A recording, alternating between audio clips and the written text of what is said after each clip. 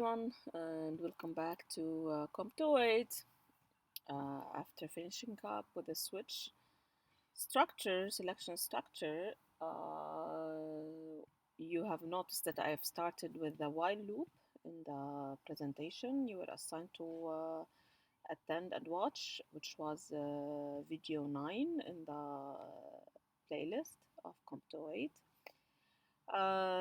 Today I'm going to repeat it, repeat a little bit of the while loop and continue with it. Okay, so today we'll talk about repetition structures. So far, we have taken the if selection structure and its equivalent, which is the switch, the special case of an if-else structure, which is only for discrete values, only equal condition, only integer and characters. That was the switch structure. So in the switch and in the if, when you finish the body of them, the compiler continues with whatever there is, executes only once and continues with whatever statements there are in the program.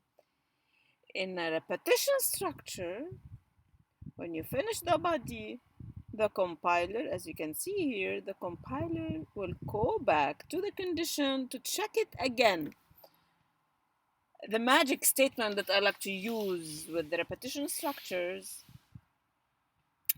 is that the body of the while loop, let's say for example, while loop is a repetition structure, will be executed again and again and again as long as the condition is true.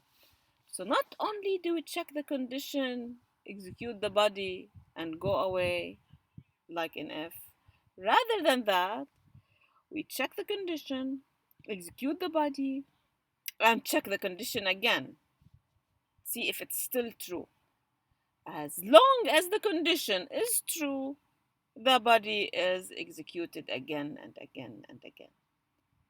So this implies that the body, somewhere in the body, there should be something that would break this condition. So in the body of the while loop, in the while loop statement, there should be statements that actually break the condition, making it false.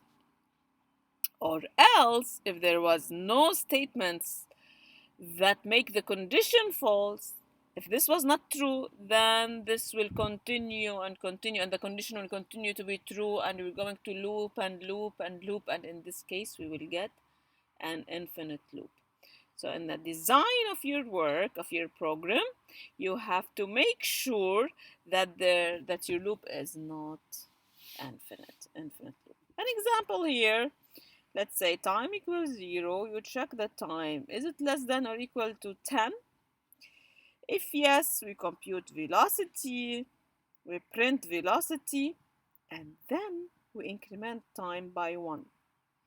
So you can see that the time that we're checking is incremented by 1, which means that after the body finishes, what did we say? We go and check the condition again. So as you can see, time changed. Now time is 1. Is it less than 10? Yes.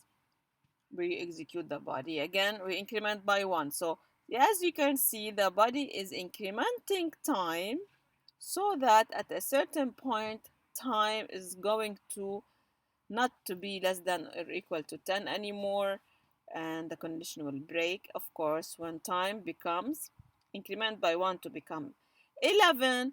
At 11, we check again, we figure out that the condition is not true anymore, so we go to no, and only then, after executing it, let's say 11 times, as I can see here, because from 0 to 10 you have 11 times. After that it will become false, and then we can continue, only then we can continue with the statements of the program. There's the video 9 has a more interactive, if you didn't get the idea here, there's a more interactive video, video 9, in which I introduce the while loop. Now repetition structure. So we said that it's a loop. Okay, so the magic statement that I like to tell my students is that the body is going to be executed as long as the condition is true. There are two designs for loops. The first design is that the number of iterations, we call them iterations, the number of times that you are going to execute the body are called iterations. So the number of times to execute the body is already known. If you already know how many times you are going to execute the body, then that's okay. You can set your variables in a way to run the body, let's say 10 times, 20 times, 100 times, depending on your loop and on your application.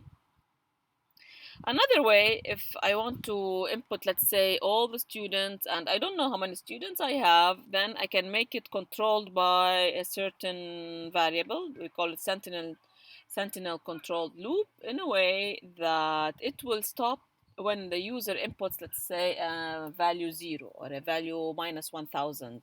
So I will make an exception, let's say, that it will stop on a certain input. So there are two ways to stop loops. Either you know how many times and you set the variables so that the loop will execute a certain number of times, or it will be stop when a user inputs a certain value. We will learn both of these. Now there are three types of loops in C: the while loop, the do while loop, and the for loop, and we're going to learn all of them in this course. So the while repetition structure, so we call them repetition structures. How does it look like? If one looks at this one, he will see that, you can all see that, it looks like an if structure. Yes, so if, condition, and then you have statement. But because the keyword is while, this means that when it ends here, it doesn't continue. However, it will go back to the condition and continue checking and checking, and it will repeat the body as long as the condition is true. So as long as the condition is met, the statement inside the while loop will always get executed.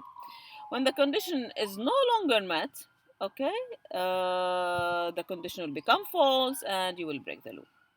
For example, here, what is this piece of code doing? I have total equal to 0 while total is less than 5. So the first step, what do you do? It looks like an if. Is total less than 5? Is 0 less than 5? Yes. So printf total. Okay. And what do you do to total? You put total equal total plus 1. So you have to change the value of total so that the condition here will become, at a certain point, will become false. So the first time at 0, we output total equals 0. The second, and then we check again, is total still less than 5? It was 1. So let me use my pen. So the first value is 0. It will output 0. Total equal total plus 1. It's 1 now. It will go, is 1 less than 5? Yes. Then total equal 1. Total equal total plus 1. Now total is 2. And then when you finish the statements, you go back to the condition. Is total, which is 2, less than 5? The answer is yes. So you execute again. Total equal total plus 1. That's 3. You go back to condition. So this is the thing about loops, and that's why it looks like a loop. Execute the body and then go again to the condition. That's the loop. A loop is a circle. Yeah, so you loop, you repeat.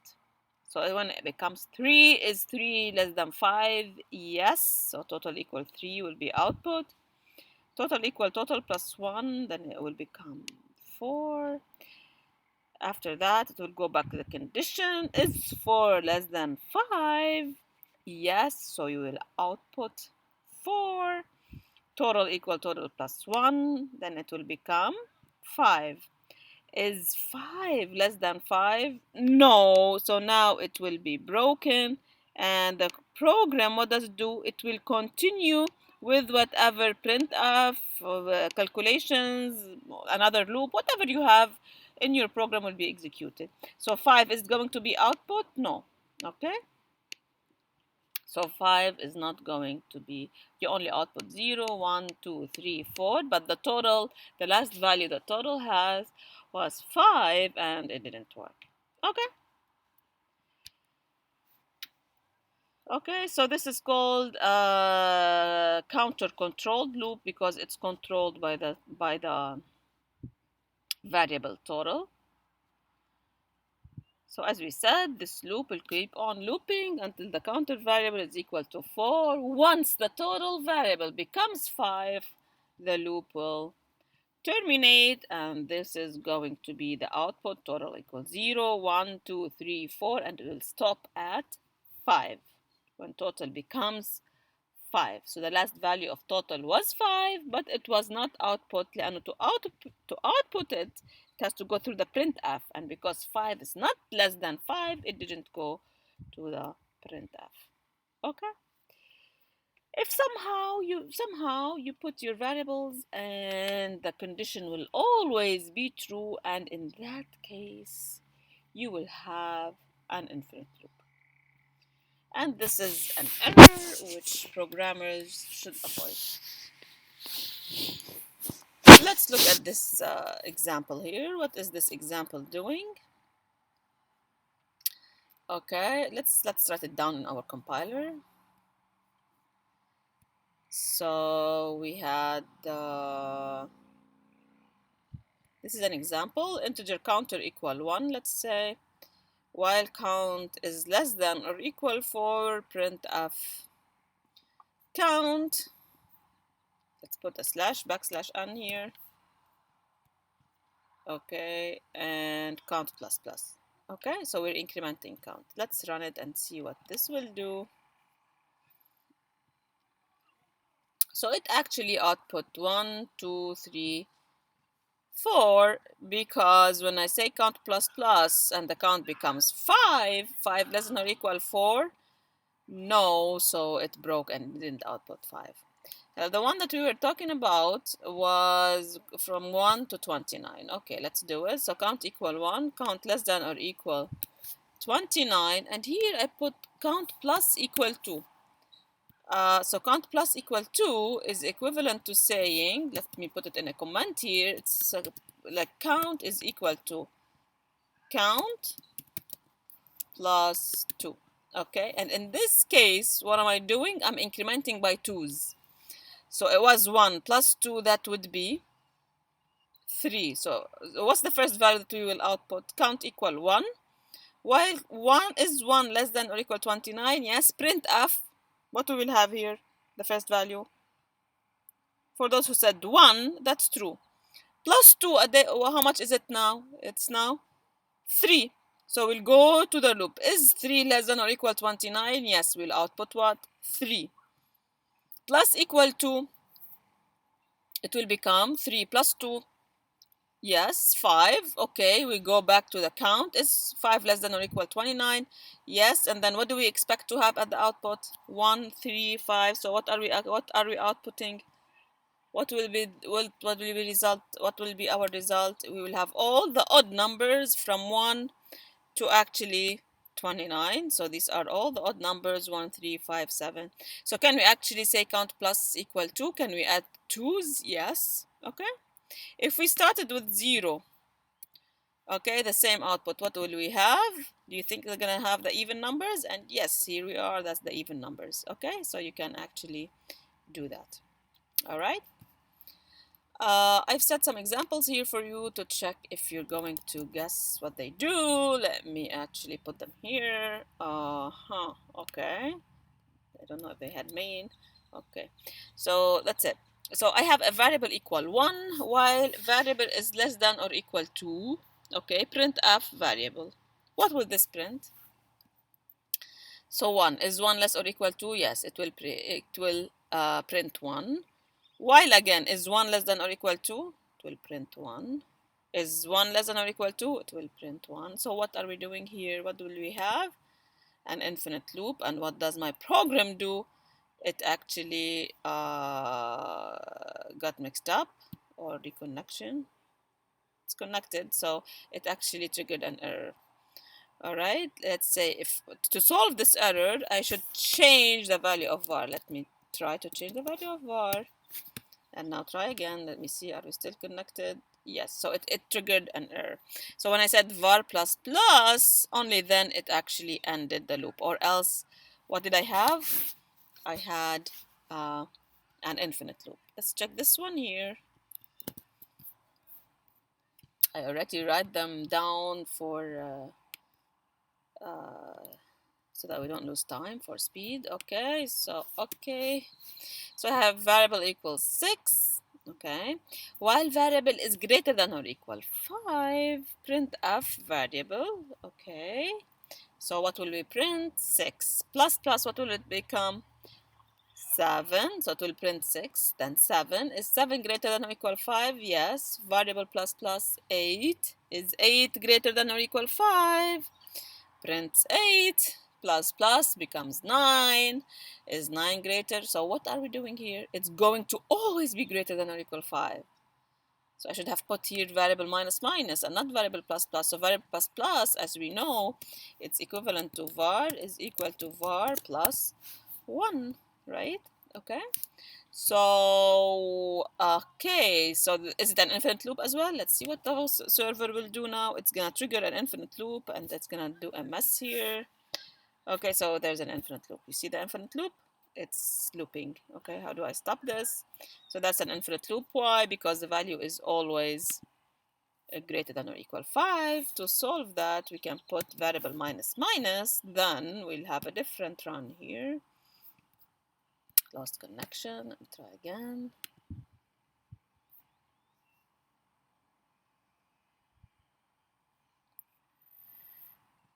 Okay, so it only printed 6 and 5. Let me see what does it do. So 6, is it less than, is it greater than or equal 5? Yes. Minus minus, it became 5. Greater than or equal 5? Yes.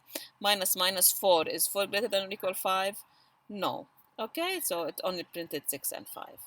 All right, let's look at the third one here to see what was the problem. Okay, alrighty. Okay, so variable equal 5, while variable is less than or equal 10, print f. Okay, can you check this with me, please? So, variable was 5. Okay, less or equal to 10, 5 is less than or equal to 10.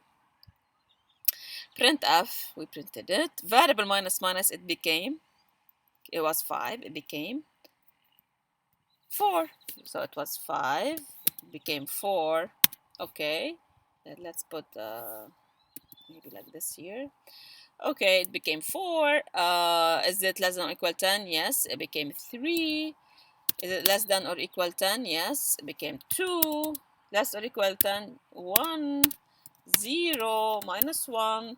So it will continue. Again, what do we have here? We have an infinite loop. Let's check it out. And as you can see, it became negative. You see, I put only 2 dashes. Now it's becoming negative values, and it's completing, you see, until it will become overflow of the variable. It's actually an infinite loop. We stopped it. Okay, to fix this, we could have put here, let's say, is if you put greater than or equal, what will happen? If somebody said that the output will be, what will be the output? If the condition was greater or equal to 10. For those who said no output, that's correct. Okay, no output because it is less than it's 5. It's not greater than or equal to 10. So definitely it will not go through the loop. All right, another example, actually the last one here is this one. Okay. So what do we have here? I have two variables, I and j, while I is less than or equal 4, or, so you're using the logical operators, or either this or that, j less than or equal 3, print fi and j. Okay, I plus plus, j plus plus. So when I increases from 1, okay, it's going to reach till 4, okay, and j will reach till 3, okay, and it will become 4. It can become 4 because we said this or this. So what do you expect the output to be? Think about it a little bit. We expect there to be 1, 1, 2, 2, 3, 3, 4, 4, because we have OR. So this is 4. Is it less than or equal 3? This will become false. But because this one is true, that's sufficient for the while to work because we have an OR here. This or this. So 4, 4. But when both are false, al 5, it will stop. Let's see. So 1, 1, 2, 2, 3, 3, and 4, 4. Great. So these are some examples on the while loop. I want you guys to, I want you to go to the GDB C compiler and try them, okay, and see how they're working. They should work well. All right. So we did this one. Here, what are we doing? We are having sum equals sum plus counter. We're adding up the counter. And in here we actually are adding the numbers from 1 to 10. Okay. The difference is that sum is adding the counter. This line here is only incrementing the counter by 1. So increment the counter by 1, we add it to sum. Increment the counter by 1, add it to sum. So as if I'm saying a counter. I've mentioned it in class before. The counter is like a digital masbaha. Okay, so it was 1. Okay, you add it to sum, you click, plus 1 means you click on it, so it becomes 2. Is it still less or equal to 10? Yes, so you add it to sum, you added 2 to sum, you clicked, now this counter became 3, you clicked, okay, it became 4, 5, and each time you counted, okay, it's going to be added. You change counter, goes to the while loop, and it's added to sum, and finally we print the sum. This is what's happening after you finish the while loop. Please write this down and check its output, and please send me an email with your work, with a screenshot of your work. Okay, I will consider that this is that you are working in the course, and I will give you credit on that. Okay, so whatever work you do, you write it down and you run it, send it to me by email. Make sure that the subject in the email is comp 208 and your name, maybe. Okay, comp 208 and your name. All right, in that case I would figure out who did it quickly. Okay, so how to find the average of 10 numbers, okay, before we go through the do while loop. So the average of 10 numbers, how do we do it? We start by having the sum equal to 0, grade counter equal to 0. So what are we going to do while grade counter is less than 10? So grade counter started from 0. From 0 to strictly less than 10. Sorry, equal. So strictly less than 10 from 0. That is, the grade counter is going to have values from 0 to 9, and that's actually 10 grades or 10 numbers. So enter grade, scan F, the grade. You input the grade. Okay. What do you do with this grade? We're going to add it to sum. Okay. We always use such notions, terminologies in programming where we sum values. Whenever you want to sum values, you start it with 0 and you put sum on the left hand side and the right hand side of equal. That is, sum is equal to sum plus grade. Alternatively, you could have said sum plus equal grade. And grade counter plus 1, this is the digital masbaha that I talked to you about. You just counting, okay? Start with 0, 1, 2, 3, 4 until you get to 9. 9 will be okay. At 10, this will be broken. And after you finish the while loop, you get the average, which is sum equal to 10. And as you can see, we put 10.0 so that it does float division. Again, you have to refer to the class videos where I'm putting more details and more examples. That's it for today. Okay, we'll continue with the other two types of loops, which are the for loop and the do while loop next time. And I'm waiting for your feedback on actually doing the code, writing the code down and sending it to me to make sure that you are all working. And don't forget to subscribe in order to actually get notification of the videos as soon as they get posted. All right, good luck and see you next time.